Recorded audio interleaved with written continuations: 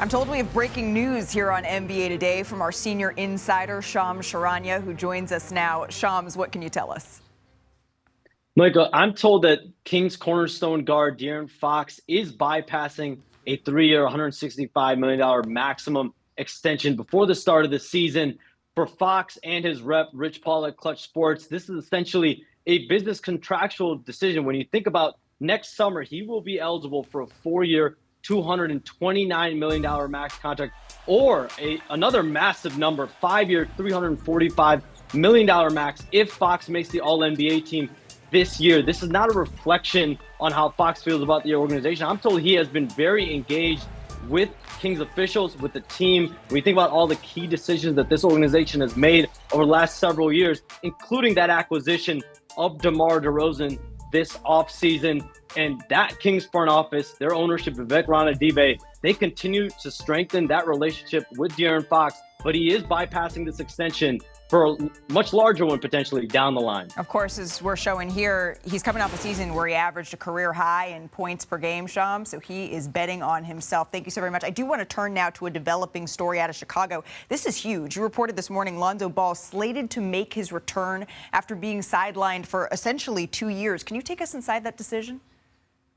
Malika, no player in NBA history has ever successfully come back from a cartilage transplant surgery like Lonzo Ball is attempting to do now. He has undergone 3 separate surgeries on his knee since January 2022. He has not played since mid-January 2022. But yes, he is slated to make his return, his debut on Wednesday against the Timberwolves. He's also planning to play on Friday against the Cavaliers at home. I'm told the Bulls are going to be bringing him along very slowly in his return process. But this is a massive return for the league and also for Lonzo Ball. This Bulls team was 27-13 with him in the lineup that season, the last season he played basketball with the Bulls. Yeah, I mean, this is also just, Shams, an incredible story of perseverance. We've heard at times Lonzo Ball say over the last couple of years he is going to return to basketball. So to see this come to fruition is something that I think all basketball fans can get behind. I do want to turn to some other injury news, this one out of the Eastern Conference. Joel Embiid, he's been ruled out the remainder of the postseason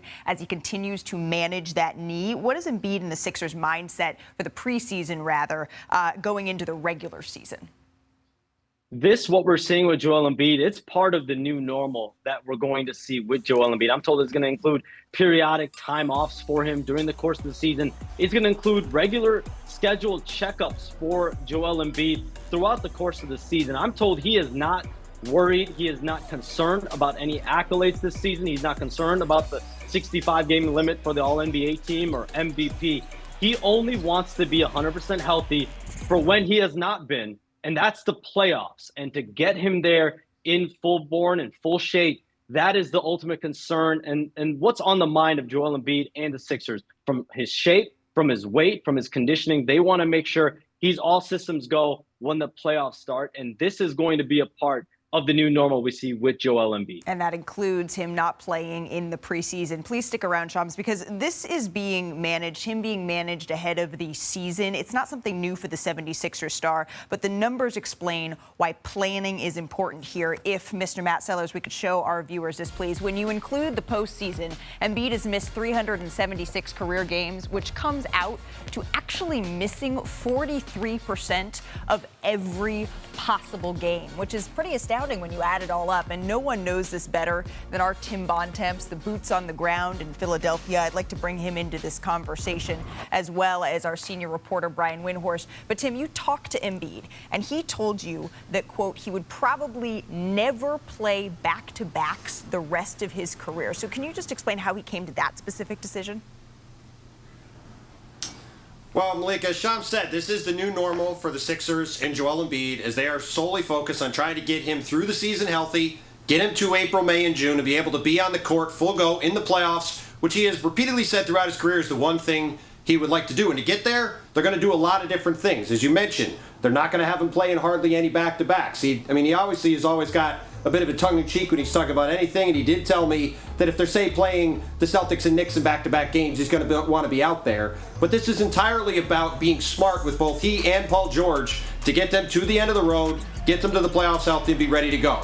Embiid's going to continue to wear a brace on that left knee, as anybody who's ever watched him has seen, if he's got either a face mask or a brace on, he's constantly messing with it, trying to take it off. He said he's resigned himself to the fact he's going to have to wear that brace. He said it might not look quite as pretty as it has before, but it's going to be just as effective.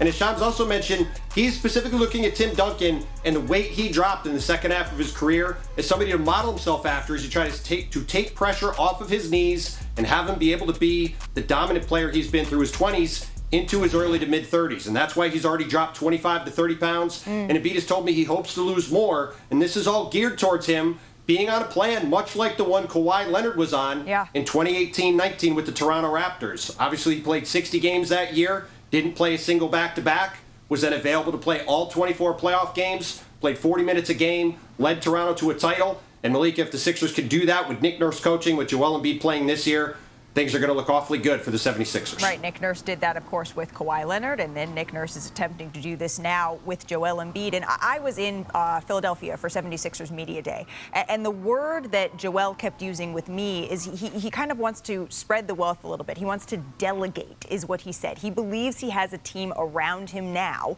or he can look at some of these other guys and get through the regular season without him necessarily having to play every single one. But you mentioned that Toronto Raptors team, and I got to tell you, Brian, what I think toward is in that year, a little bit of luck broke their way as well. They were not facing a fully healthy Golden State Warriors squad in the finals. And I would say the Celtics team is one of the more formidable teams we've seen since that Golden State roster. I have the Sixers in that upper tier in the East behind the Celtics, certainly right in that mix, though. But this could be pivotal, right? Two of their top three players not expected to play in many, if any, back-to-backs. How concerned do you think fans should be here, Brian?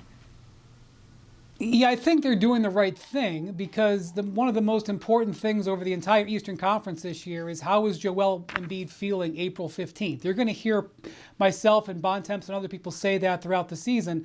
That's great. He's won 7 straight games and he's averaging 30 and 15. How is he going to feel on April 15th? So they're trying to protect themselves. Andre Drummond, this is not something you would normally hear. Andre Drummond heard from Joel Embiid. Andre Drummond is sort of a backup player, but he was actively recruited by Joel Embiid because Embiid knew this is the way he was going. They needed a guy who they wouldn't have a problem starting 20 or 30 or maybe even 40 games as his backup. But Philly is going to deploy some lineups this year that are not going to be that strong. And they're going to potentially have some back-to-backs where they're going to have to pick and choose. In fact, they've got a back-to-back in the second week of November where one game is an NBA Cup game and the other game is a game against the Cavs, a team they could face in the playoffs. I'm sure they're going to have to prioritize the NBA Cup game. So they're going to have some decisions like that, but ultimately they've got to play the long game here. They feel like they've built a roster to play the long game. And the one thing I would take away from this, if you're a fantasy team owner, maybe get Tyrese Maxey. Because on those nights when Paul George and Joel Embiid are sitting, it's going to be go time for their star point guard. Right, you're going to be taking it to the max. It's going to be the Maxey show. But I can believe one thing, Brian, you can believe another. Shams, ultimately, it's the Sixers' belief that matters. What gives them the belief that this is the best path forward? The Sixers and Embiid, they look at this roster, and you go out and get Paul George, you get Tyrese Maxey. They are confident that those two guys can lead this roster after you got Andre Drummond. You've made some additions, Eric Gordon, others in the offseason. Also getting the Caleb Martins and Gershon Yabuselis of the world in the offseason, really supplementing your star player in Joel Embiid. They feel like those two players can lead that group over the regular season to get to the point where Joel Embiid can finally have that fully healthy postseason that we have not seen yet from him.